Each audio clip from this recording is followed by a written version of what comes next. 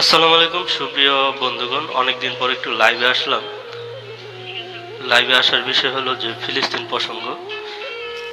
অনেকেই হয়তো আশা করি এই বিষয়গুলো জানেন যে প্রেয়ার্স জেরুজালেম এরকম একটা পেজ যেটা ইসরায়েলের, তারা আমার ফ্রেন্ড লিস্টের প্রায় সকল বন্ধুদের লাইকগুলো তাদের পেজে নিয়ে নিছে এবং ফিলিস্তিন এবং ইসরায়েল পরিস্থিতির যে ভিডিওগুলো এগুলো ফেসবুক থেকে তারা যখনই কেউ আপলোড দিতেছে তাদের আইডিগুলোকে স্ট্রাইক করা হইতেছে। তো আইডিগুলো স্ট্রাইক করা হইতেছে, বিভিন্ন রকমের পরিস্থিতি তৈরি হচ্ছে, যেখানে দেখা যায় যে ফিলিস্তিনে আপনারা জানেন যে নিরীহ মানুষগুলোকে ইসরায়েল বাহিনী নিরীহ দুধের বাচ্চা, যেখানে 2 মাসের একটা বাচ্চা, 5 মাসের একটা বাচ্চা, এরকম নিরীহ বাচ্চাগুলোকে মারতেছে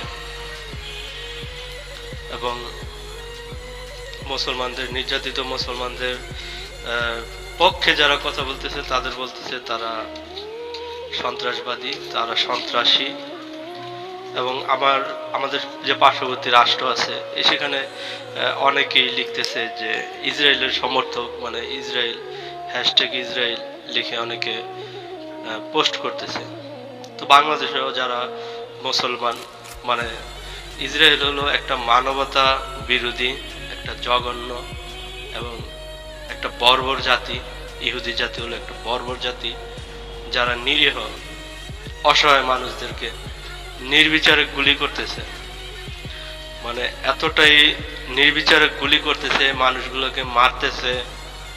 আজকে মুসলমান রাষ্ট্রগুলো চুপ, আজকে মুসলমান রাষ্ট্রগুলো তাদের দায়িত্ব থেকে, তাদের ঈমান আমল থেকে দূরে সরে আছে।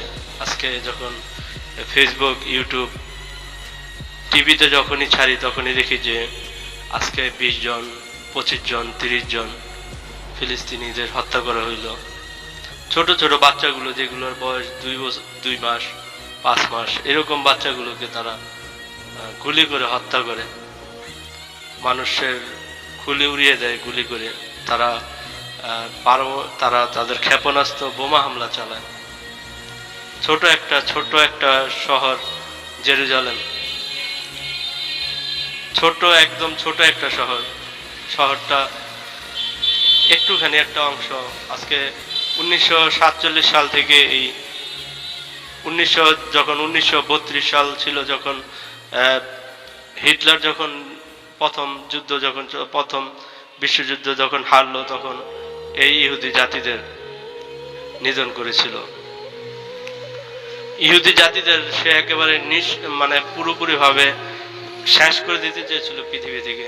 কারণ হিটলার বুঝতে পেরেছিল যে এই জাতি কতটা বর্বর, এই জাতি, এরা মানুষ হিসেবে কলঙ্ক, জাতি হিসেবে কলঙ্ক। আজকে ব্রাজিল এবং অস্ট্রেলিয়া এরকম দেশগুলো আজকে ইসরায়েলের পক্ষে, অথচ ইসরায়েল সম্পূর্ণ সন্ত্রাসী কায়দায় মানুষ হত্যা করতেছে।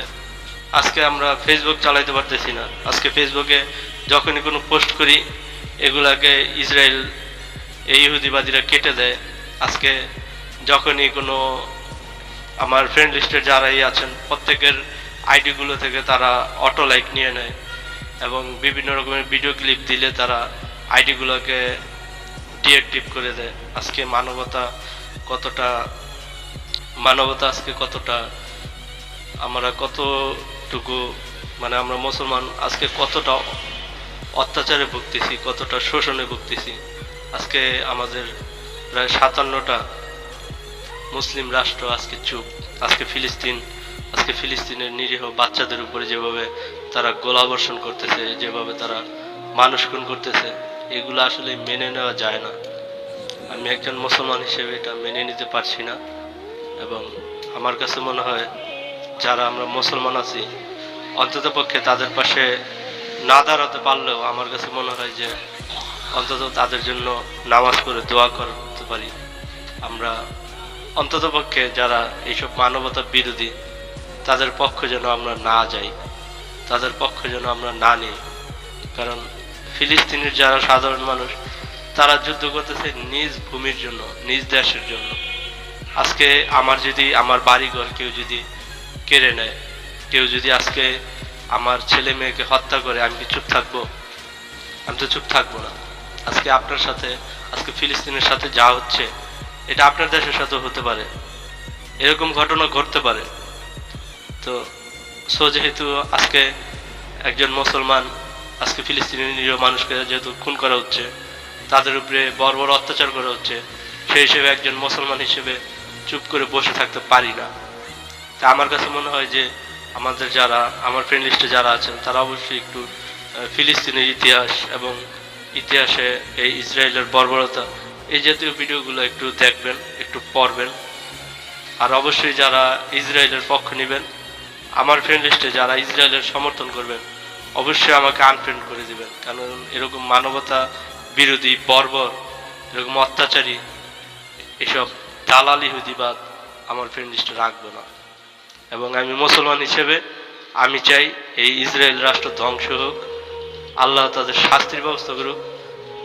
এই ইসরায়েল জাতিকে ওই রকম আব্রাহা, অত্যাচারী শাসক ছিল আরবের আব্রাহা, যারা মক্কা শরীফে হামলা করতে চেয়েছিল, যাদের আল্লাহ তাআলা একেবারে মাটির সাথে মিশিয়ে দিয়েছিল, আমি দোয়া করি যাতে এই ইসরায়েল জাতিটাকে আল্লাহ তাআলা এরকম ভাবে মাটির সাথে মিশিয়ে দেয়, যেন তাদের উপযুক্ত বিচার হয়। আর যারা এই ইসরায়েলকে সমর্থন করতেছেন তাদের বলবো, ভাই, এই মানবতা বিরোধী এবং এই অত্যাচারীদের সমর্থন করার আগে একটু ফিলিস্তিনের বাচ্চা শিশুদের দিকে একটু তাকান, তাদের অবস্থান দেখেন। আজকে তারা নিজ বাড়ি থাকতেও আজকে তারা রাস্তায় ঘুরতেছে, আজকে তারা রাত্রে ঘুমাইতে পারতেছে না। আজকে রাত্রে যখনই তারা ঘুমায় তখনই তাদের উপরে বর্বরভাবে বোমা হামলা চালায়, আজকে তাদের শিশুদের নিয়ে হত্যা করে। গতকালকে একটা ভিডিও দেখলাম যেখানে একটা অল্প বয়সের 15-16 বছর একটা ছেলেকে বলতেছে, যা তুই দৌড় দে। যখন ছেলেটা দৌড় দিল তখন ছেলেটাকে পিছন থেকে গুলি করে মেরে ফেললো এই ইসরায়েল বর্বর, এই ইহুদিবাদীরা। আজকে যদি এরকম হত্যাকাণ্ড যদি আজকে কোনো মুসলমান রাষ্ট্র, কোনো ইহুদি রাষ্ট্রের সাথে করতো, তাহলে হয়তো সারা পৃথিবীর মানুষ হয়তো এই বলতো যে এই যে দেখো সন্ত্রাসবাদ, মুসলমানরা সন্ত্রাসী। অথচ আজকে ইহুদিরা যখন মুসলমানদের নির্বিচারে হত্যা করতেছে, তখন আজকে এই মানবতাবাদী, তারপর হলো গিয়া বিভিন্ন রকমের এই যে অনেক সংগঠন আছে যারা বিভিন্ন সময় মানবতার খুব পানি ছড়ায়, তারা হয়তো বলতো যে দেখো মুসলমানরা হত্যা করছে, মুসলমানরা জঙ্গি। অথচ আজকে মুসলমান মরতেছে, তারা আজকে মুখে কুলু পেটে বসে আছে। এতটা কষ্ট লাগে যে মসজিদুল আকসা, যেখানে মানুষ, মুসলমানদের পবিত্র স্থান, সেখানে আজকে মানুষ নামাজ পড়তে পারতেছে না, তাদের উপরে গুলি বর্ষণ করা হচ্ছে, তাদের মেরে ফেলা হচ্ছে, তাদের ছেলে মেয়েদের ধরে নিয়ে শাস্তি দেওয়া হচ্ছে। আজকে তাদের জীবনের নিরাপত্তা নাই, আজকে তাদের মুখে খাবার নাই, আজকে তারা রাস্তায় ঘুরতেছে, নিজের বাড়ি জায়গা সম্পত্তি ছেড়ে তারা পালাচ্ছে। সবাই ভালো থাকবেন, আর আমার কথাগুলো আপনারা পারলে অবশ্যই শেয়ার করবেন। আমি ফিলিস্তিনের পক্ষে আছি। আমি মনে করি যে এই মানবতা বিরোধী বর্বর এই ইহুদি জাতি, এদের ধ্বংস হওয়া দরকার, এদের উপযুক্ত শাস্তির ব্যবস্থা হওয়া দরকার।